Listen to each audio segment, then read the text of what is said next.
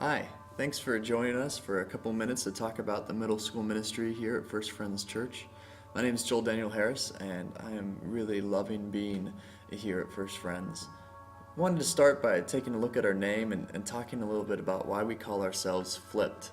You'll see the logo in front of you there, and this is based right out of the scriptures because we really want our youth group to be based right out of the Bible. It starts in Acts 17:6 actually is where the idea came up, and it's Paul and Silas are about to come into Thessalonica, or actually already in Thessalonica, and the Jews there are literally flipping out because they know wherever these Christ followers go, things radically change.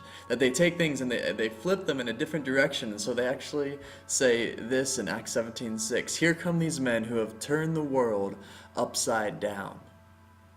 You know, my hope and heart for our youth ministry is that we would create students who go out and turn the world upside down for Christ.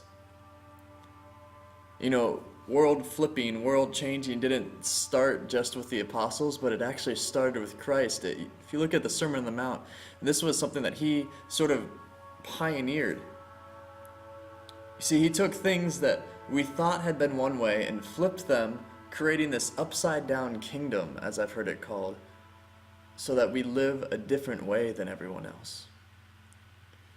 Things that might seem simple but are a bit more complex. Things like who our friends and enemies are. Our friends, everyone can get along with their friends, but our enemies, are we supposed to get along with them? And Jesus took the understanding that, oh yeah, you can hate your enemies, and said, no, love your enemies and pray for those who persecute you.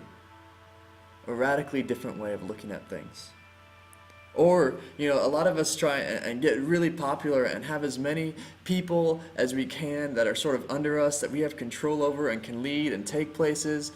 But Jesus, when he came, even though he was the creator of the whole universe, didn't come, as he said it, to be served, but to serve.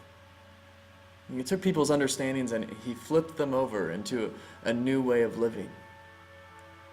Or another thing to think about is a lot of people try and accumulate as many things in their life as they can.